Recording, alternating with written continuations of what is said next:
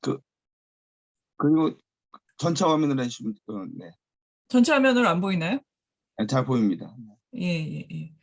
그래서 이 책에서, 그러니까 보통은 자유주의 그럼 뭐 어떤 철학자는 이렇게 말했다 이러는데, 여기는 최대한 쉽게 풀어서 이제 썼어요. 그래서 간단하게 말해서 자유주의란 사람의 천성을 따르자, 사람의 본성을 따르자는 주장이다. 사람의 천성을 따르는 것이 그것을 거스르는 것보다 자연스러우니까 결국은 더 정의롭고 효율적이라는 이야기를 이제 하는 겁니다. 그래서 모든 생명체들은 생존과 생식을 추구하는데 인간 역시 사회를 이루어 살고 도덕적으로 행동하지만 결국은 자신의 이익을 먼저 생각한다. 이것이 이제 인간의 본성이다. 근데 공산주의가 왜 실패를 했느냐. 인간의 본성을 제대로 이해하지 못하고 이제 시스템으로 바꾸려고 했던 시도들이었기 때문에 실패했다. 그래서 이 책은 이제 이 책에서 말하기는 옆집 할머니는 사실 가장 충실한 자유주의자다. 그래서 뭐 아무런 학식이 없어도 인간의 천성, 본성을 가장 자연스럽게 가지고 있는 어, 그 옆집 할머니하고 이제 구체적인 자유주의가 만나는 모습을 각 장별로 이제 그리고 있습니다. 그래서 첫 번째는 서울대 경제학과 교수 이영훈 교수님이 보살핌이 지나친 것도 해로운 일이거늘. 그래서 정약용이 쓴 환상, 이게 한자는 환상인데 읽기로는 환자라고 되더라고요.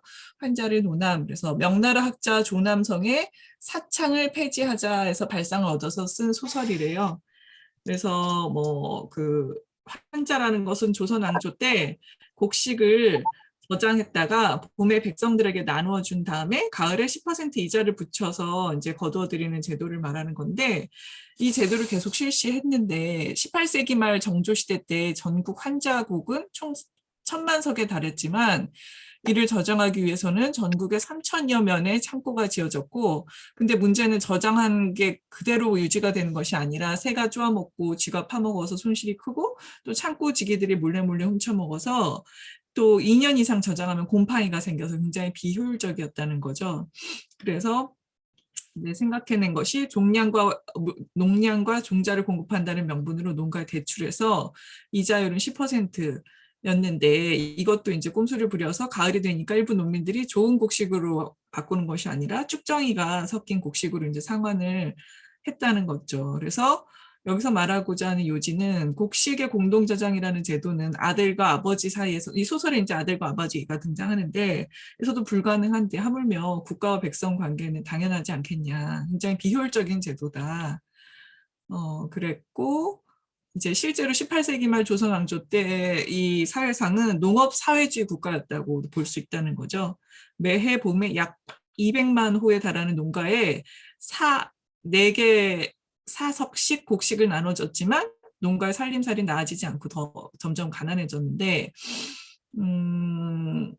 그래서 이제 이 조선 왕조의 곡식 저장 제도는 풍년에 증산된 곡식의 80%를 흡수했고, 흉년 때는 이제 원님들이 부자들을 닥달해서 곡식을 내놓으라 강요를 했는데, 점차 곡식 저장국은 줄어들어가지고 1860년대가 되면 전국의 창고가 텅텅 비었고 도둑대들이 들끓고 밀란이 터지게 되었다는 겁니다.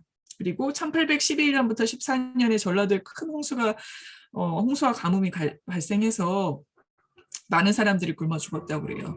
그래서 정약용이 이를 보고 경세유표를 지어서 주장을 하기를, 백성들을 골고루 잘 살게 하는 일은 요순 임금이라도 어려워할 일이다. 그래서 국가는 뭐 다 걷어서 알맞게 다 나눠주고 이런 거 하지 말고 그냥 알맞은 세금으로 공평하게 거두기만 해라. 세금 거둔 돈으로 수로를 열고 경제를 정리하고 도로를 닦고 상업과 무역을 일으켜라. 그러면 백성은 제 힘으로 저절로 잘 살게 될 것이라, 이렇게 조언을 했지만 이제 결국 듣지 않았죠. 조선은 망했고요. 근데 이제 1876년에 강화도 조약하면서 이제 개항을 억지로 하게 되잖아요. 그 해에는 큰 흉년이 있었고 많은 굶어 죽었는데, 개항한 다음에 몇 년이 지난 다음에 1882년에도 역시 큰 흉년이 있었는데 굶어 죽지 않았대요. 왜? 이미 무역을 하고 있었기 때문에 무역이 사람을 살리고 있었다고 합니다. 그래서 조선에서 쌀값이 오르니까 일본에서 쌀을 수입하고, 그다음에 그 후에는 흉년에 집단 기한은 더 이상 없었다고 해요. 그래서 이 요지는 열린 시장에서는 굶어 죽는 법은 없다. 네, 그래서 개항에 따른 무역의 개시는 오랜 세월 닫힌 가운데 곡식의 저장 배급제도 하에서 살았던 사람들에게 큰 깨달음을 줬다. 그래서 이제 1990년대 북한 동포들이 300만 명 굶어 죽은 것도 왜 그러냐. 결국 조선시대처럼 나라 문을 꼭꼭 닫고 곡식의 저장 배급 제도를 부활시켜서 모든 사람을 골고루 잘 살게 하겠다는 공산주의 체제 때문이다. 이게 이제 핵심 내용입니다. 문을 걸어 잠그고 공평하게 살겠다고 공평하게 나눠준다고 잘 되는 것이 아니라 무역을 하고 시장을 살아나게 해야 된다는 것이 이제 핵심 요지입니다. 그다음에 왜 안 넘어가지? 네. 다음에 이제 박동훈 교수님이 쓰신 게 어느 한 명장의 이야기예요. 그래서 이분은 본인은 자유주의자다. 왜 나는 자유주의인가? 자유주의 실천적인 측면인 자유시장 경제가 우리를 잘 사게 해준다고 믿기 때문입니다. 왜? 자유시장 경제가 개인의 자유를 허용하기 때문이다. 그래서 결국 자유주의는 개인의 자유를 허용하는 거고, 그 결국 살고 싶은 삶을 자유를 이루게 해줄 수 있는 건데, 사회주의는 개인의 자유를 허용하지 않아서 결국에는 살고 싶은 삶을 살 수가 없게 만드는 시스템이다. 그래서 뭐 세계 50대 부자들 대부분이 이제 자유시장 경제 시스템에 있는 사람들이고, 그 중에 3분의 2가 자수성가한 사람들이라고 합니다. 그래서 이제 예를 들어서 어떤 화전민 출신의 무학력자가 대기업 사환으로 입사를 해서 진짜 학교는 한 번도 다녀본 지도 글만 겨우 깨우치는 분인데 매일 새벽 5시에 출근해서 마당을 쓸고 풀 뽑고 물 나르며 회사 생활을 시작했어요. 근데 이제 사장이 왜 이렇게 자기네 빨리 오냐 그랬더니 이제 뭐 이렇게 열심히 일해서 이렇게 하고 싶다 그러니까 그래 너 기능공으로 한번 해봐라. 그래서 기능공하고 2년이 지난 후에도 계속 새벽 5시에 출근하니까 사장님이 너 반장해라. 그래서 반장으로 승진하고 하이타이로는 기계 2천 몇 개를 다 뜯고 굉장히 성실하게 이제 회사 생활을 했다는 거죠. 선배 기술자들의 옷도 빨고 결국에는 국가기술사 기술기능사 자격 시험도 붙고 공부도 한 번도 학교도 안 다닌 사람이 결국엔 국제 발명 특허도 받고 5개 국어까지 하루에 한 문장씩 외국어 다 배워서 외우고 그래서 이런 명장은 과연 사회주의에서 이런 사람이 나타날 수 있을까? 자유시장 경제에서만 태어날 수 있다. 그래서 개인의 자유가 허용되는 자유시장 경제에서는 아무리 가난한 사람이라도 노력만 하면 얼마든지 가난으로부터 탈출할 수 있다. 이게 이제 이 장의 핵심 내용입니다.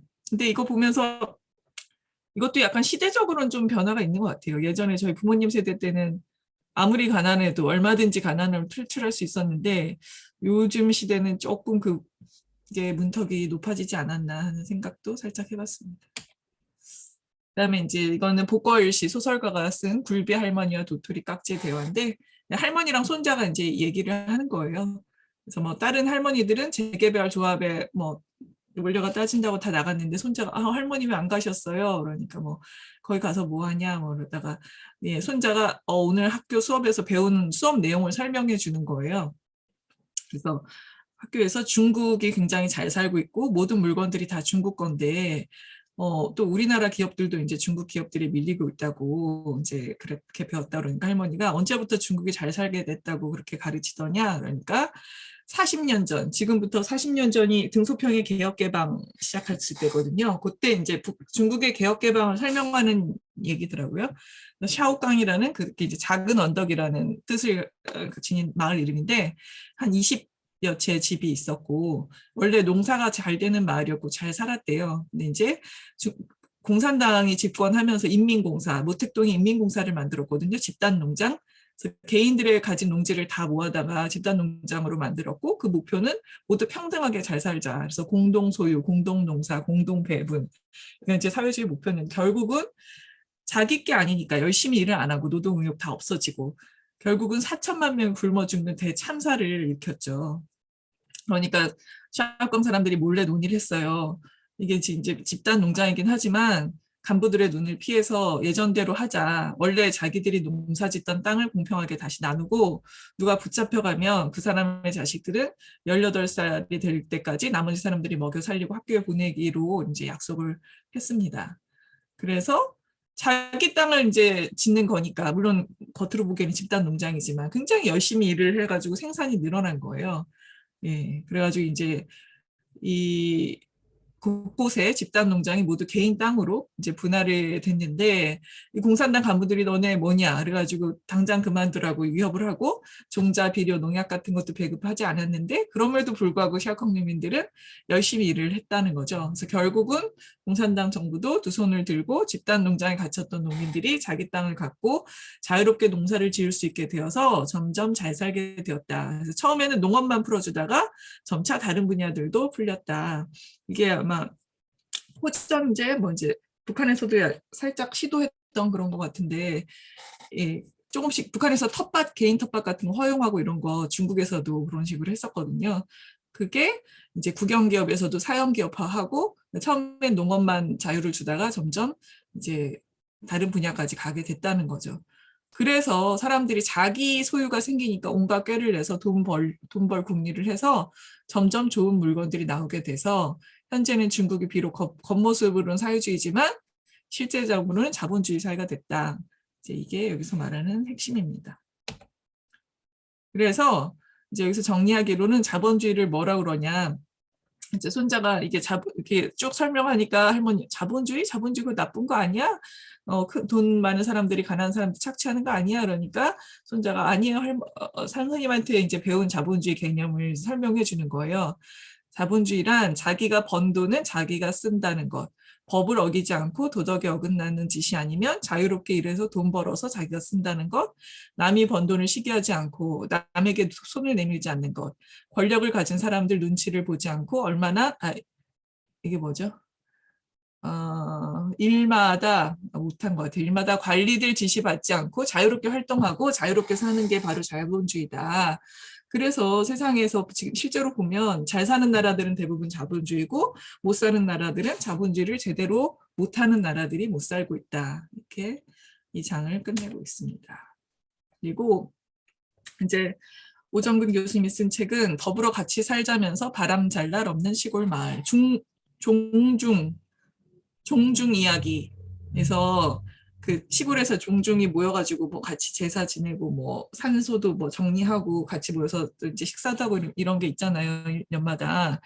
근데 이게 시스템이 이제 굉장히 좀 잘못됐는데 두 가지 부류의 종중이 있다. 그래서 한 부류의 종중은 부유한 몇몇 집에서 비용을 다 조달하는데 그런데 문제는 대부분 비용 부담을 하지 않으리라 예상되는 집안의 사람들이 다 논의를 주도하기 때문에 부유하다는 사람들은 돈만 내고 어떤 자기 의견이나 이런 것들도 못 내는데 결국은 실제로 모여서 하면은 맨날 싸움만 하고 뭐 음식이 이게 뭐느니 그래서 굉장히 불평불만이 많다. 그래서 같이 잘 살자고 조상들 잘 모시자고 하면서 맨날 싸우기만 한다는 게 첫 번째 중중 케이스고 두 번째 중중의 모습은 아주 어려운 몇 집을 제외하고는 모든 집안이 일단 얼마씩 분담을 하고 나머지 큰 돈은 몇몇 부유한 집안에서 부담해 주기로 해서 큰 돈을 부담해 주기로 한 집안에 대해서 이제 나머지 사람들은 감사하다고 표현도 하는 거고 또 스스로 본인들도 다 얼마씩 내기 때문에 너무 비싼 것은 하지 말자고 스스로 이제 합리적인 수준에서 하자고 합의를 한다는 거죠. 그래서 이거를 이제 사회적으로 확대해서 해석하면 지금 한국 사회 같은 경우 소득세나 법인세가 하위 50% 정도는 한 푼도 내지 않고 있고 이게 지금 20에서 30%인데 못한 것 같아요. 20에서 30%는 소액을 내고 상위 10%에서 20% 정도가 대부분을 부담한다고 합니다. 그래서 실제로 정부 재정의 상당 부분을 상위 10에서 20% 정도가 부담을 하고 있는데 그 복지 혜택은 하위 계층에 대부분 돌아간다는 거죠. 그래서 상위 20%가 벌어서 하위 80%를 먹여 살리는데 이 시스템의 문제는 세금을 안 내는 사람들, 복지 혜택 계층들은 세금을 안 내지만 왜 우린 이거밖에 안 주냐. 계속 이제 불평불만을 하는 거고 이 상위 세금 내는 사람들에서 감사하지도 않고 오히려 세금을 덜 내려고 꼼수 부리는 파렴치한으로 몰아붙인다는 거죠. 네. 그래서 결국 이 사람이 제안하는 것은 아주 어려운 계층을 제외하고 모두 십시일반 조금씩 나눠서 부담함으로써 국가 재정이 귀한 줄도 알고 알뜰하게 쓰려고 노력하고 특별히 부유한 일부 계층은 조금 더 부담해서 세금 많이 내는 사람들이나 기업들의 존경을 받는 사회가 되어야지 재정 위기가 안 온다. 세원은 넓게 세율은 낮게 이것이 이제 재정의 기본 원칙인데 이게 잘 지켜져야지 안정되는 사회가 된다. 그래서 복지는 당연히 주어지는 공짜가 아니다라는 것을 이제 강조하고 있습니다. 이 부분은 제가 읽긴 한참 전에 읽었는데 제대로 이해를 못해서 그냥 스킵하겠습니다. 그다음에 이제 나는 어떻게 노비로 태어나지 않았을까? 그래서 조선시대 앞에 이제 그 무슨 낭이더라? 홍경래의 난을 비유하면서 노비가 굉장히 많았다 이제 이런 거를 설명을 하고요. 언제부터 우리나라는 나는 노비로 태어나지 않았을까? 결국은 1948년 대한민국이 건국했을 때부터다. 왜냐? 헌법에 인간의 존엄성과 자유, 사유재산권을 보장하는 자유주의 헌법이 선포되었기 때문이다. 그래서 만약에 자유주의 헌법이 없었다면 우리는 아직도 조선시대 백성이나 지금 현재 북한 주민과 같은 삶을 살고 있었을 것이다. 그래서 그 48년에 만든 헌법은 자유주의에 기초한 헌법이었다. 그래서 더 이상 귀족과 평민, 노비가 존재하는 신분사회에서 살지 않게 되었다. 그리고 세습왕은 사라지고 우리 손으로 대통령과 국회의원을 뽑게 되었다라는 것을 강조하고 있고요. 법은 개인의 평등한 자유와 권리와 존엄성을 보장한다. 그리고 모든 사람은 법 앞에 평등한다. 그리고 생각과 표현의 자유, 거주 이전의 자유, 종교의 자유를 누리고 선거권, 피선거권이 있고 직업 선택의 자유를 누린다. 굶어 죽지 않고 더 잘 먹고 더 건강하게 오래 사는 것은 그렇게 된 것은 바로 자유로운 시장 덕분이다. 자유시장 때문에 자유시장은 노력하는 모든 사람에게 정직하게 보상을 한다. 그리고 시장은 모든 사람에게 경제적으로 상승할 수 있는 기회를 준다. 우리가 이만큼 잘 살게 된 것은 자유로운 교환과 자유무역을 허용하는 자유시장 덕분이다. 그리고 자유시장 경제는 개인에게 경제력을 부여함으로써 자유로운 존재로 거듭날 수 있게 했다. 라고 말을 하고요.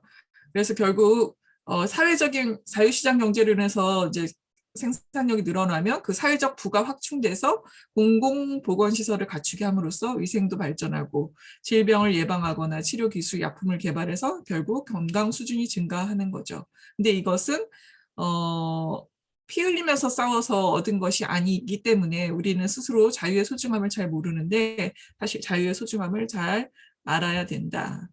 예. 자유시장 경제 때문에 우리가 노비를 태어나지 않고 이렇게 잘 먹고 잘 살게 됐다라는 말입니다.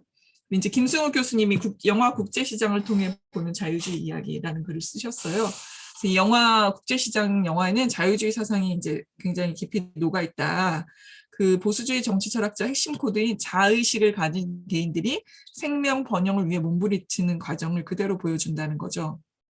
그래서 에드먼드 버크가 인간은 자의식을 가진 개인으로 존재한다. 이 개인이 나고 살고 죽어가는 과정이 거대한 생명의 강을 이루어 꾸역꾸역 흐른다. 삶을 향한 삶에 의한 개인의 몸부림. 이것이야말로 가장 감동적인 드라마다. 그래서 자유주의는 개인의 자발적인 선택을 할 수 있는 자유를 귀하게 여기고 또 국가나 사회를 위한 헌신도 각자가 스스로 선택하는 것이 더 가치 있고 효과적이다. 억지로 하는 것이 아니라. 그리고 개인을 사회의 부속품으로 여기고 사회나 국가가 전체를 위해서 개인을 희생시켜도 된다고 하는 전체주의 사상은 개인의 인격을 무시하고 장기적으로 사회 전체적으로 비효율적인데 이것이 바로 공산주의 체제에서 실험적으로 증명이 되었다는 거죠. 그리고 또 자유는 무조건 자기 하고 싶은 대로만 하는 것이 아니라 남에게 강요당하지 않을 자유도 보장해야 된다. 그리고 항상 책임을 동반하고 책임 없는 자유는 방종이다. 자기 자신의 필요를 자기가 책임지겠다는 정신이 자유주의 정신인데 여기서 아마 그 주인공 황정민이 이제 자기 아빠의 유언을 따라서 자기 자식들 먹여 살리기 위해서 독일도 가서 광산도 하고 뭐 저기 월남 파병도 갔다 오고 그 자식들을 위해서 많은 것을 희생하잖아요. 그래서 그런 것들이 책임을 진다 이제 해석을 하신 거죠. 그리고 자신의 필요를 국가나 사회에 의지하지 않는 자조 정신이 바로 자유주의 정신이다. 그리고 내 문제는 내가 스스로 알아서 한다고 하는 책임감을 동반한 자유주의 사상이 바로 오늘날 한국을 있게 만든 원동력이다. 그래서 역사의 주인공은 민족이 아니라 자유로운 개인이다라고 강조를 하고 계십니다. 그다음에 이거 김용산 그 대기자 저기 기자님이 지하에 계신 이건 굉장히 자전적인 본인의 얘기를 많이 하셨어요. 그래서 좀 재밌었는데 어릴 때 옆집 누나가 엄청 예쁜 누나가 살았는데 그 누나가 헤르만 헤세 데미안이라는 책을 선물로 줬대요. 그래서 그때부터 공부는 안 하고 책만 엄청 많이 본 거예요. 어렸을 때부터. 그 책을 그리고 또 아버지께서 이제 김영선 기자님이 책을 읽는 거 좋아하니까 100권짜리 세계 문학 전집을 사주셨는데 거기에서 이제 막 까라마초프 형제들, 그다음에 파우스트, 뭐 단테 신곡, 그러니까 남들은 수학의 정석, 뭐 성문 종합 영어 공부할 때 이분은 오로지 책만 읽으신 거예요. 그리고 그 아버지가 서북 청년단에서 활동하셨더라고요. 월남하신 분인데 이 아버지의 그러니까 본인이 자유주의에 어떻게 접하게 됐느냐. 그러니까 세계 문학을 통해서 자유주의 사상을 자기도 모르게 이미 세례를 받고 있었고 또 서북청년단 굉장히 반공주의시잖아요. 아버지의 또 피를 이어받아가지고 공산주의에 대한 혐오감을 형성했다. 그래서 본인은 천성적으로 자유주의자가 될 수밖에 없는 존재였다. 근데 군대 갔다 왔더니 운동권 좌파들이 다 이제 깔렸는데 본인은 운동권에 넘어갈 수가 없었대요. 선전선동에 넘어갈 수가 없었고 왜냐 자기는 이미 자유주의를 체화시켰기 때문에 도저히 그 공산주의를 수긍할 수가 없었다는 거예요. 예. 근데 당시에는 리영희 교수라고 그분이 이제 오타가 너무 많은데 중국의 대학진 운동하고 문화대혁을 일으켰던 그 모택동을 굉장히 막 좋게 평가하고 중국을 마치 지상 낙원인 것처럼 미화 찬양을 했다. 근데 본인은 이미 좌파 사상에 대한 면역력과 방어력이 생겨났기 때문에 그런 데를 빠지지 않을 수 있었다 하면서 본인의 딸 얘기도 했어요. 그래서 이제 뭐 중학교를 갔는데 학교 부적응자 돼가지고 학교를 때려치고 검정고시를 자기 마음대로 할 거라고. 나도 자유주의자가 됐으니까 아빠는 참견 말하고. 그러면서 자기가 또 어떻게 알아보더니 외국에 무슨 교환학생으로 갔는데 미국에 한국 사람이 한 명도 없는 지역으로 이제 가가지고 어떤 백인 농장 집에 홈에 머물면서 했는데 그 호스트로부터 어느 날 메일이 한 통이 날아왔대요. 귀하의 딸이 3개월 후면은 16세가 되는데 미국에서는 만 16세가 되면 첫째 운전면허를 취득해서 운전을 해야 되고 둘째 총기를 사용해야 된다. 그래서 지금부터 내가 네 딸 총기 훈련 돌입한다. 네. 그러니까 법적인 보호자 동의가 필요하니까 서명해서 서류를 보내라. 그래가지고 이제 보냈다고 그러더라고요. 그러면서 당신 딸 사격 너무 잘하더라 해서 사진 찍어서 보내주고 그랬대요. 그래서 중3짜리인데 벌써 미국 가서 사격도 다 배우고 굉장히 자유주의자의 피를 물려받아 자기 딸도 자기보다 더한 자유주의자로 살았다는 거죠. 그리고 뭐 와가지고 한국에 왔는데 다시 이제 학교 적응 못하고 나 이제 대학교 안 갈 거라고 뭐 막 내 맘대로 할 거라고 그러더니 결국은 예술대학 디지털 아트과나 뭐 이제 이런 데를 들어가가지고 조기 졸업하고 지금은 뭐 디지털 아트 전공한다고 그러면서 본인과 자기 딸이 어떻게 자유주의가 되었고 어떻게 살고 있는지를 재밌게 얘기를 했습니다. 여기까지 하겠습니다.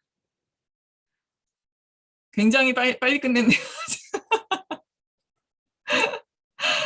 와, 네. 이게 거의 책의 반 정도 되는 내용이에요. 네. 그리고 이제 다음부터는 사회주의 경제는 왜 망했을까, 뭐 이런 내용들도 있고, 그러니까 계속 이런 식으로 이제 책이 진행이 됩니다. 네. 간단하게 다 저기 소리 켜시고 이제 좀 토론을 하시면 좋을 것 같습니다.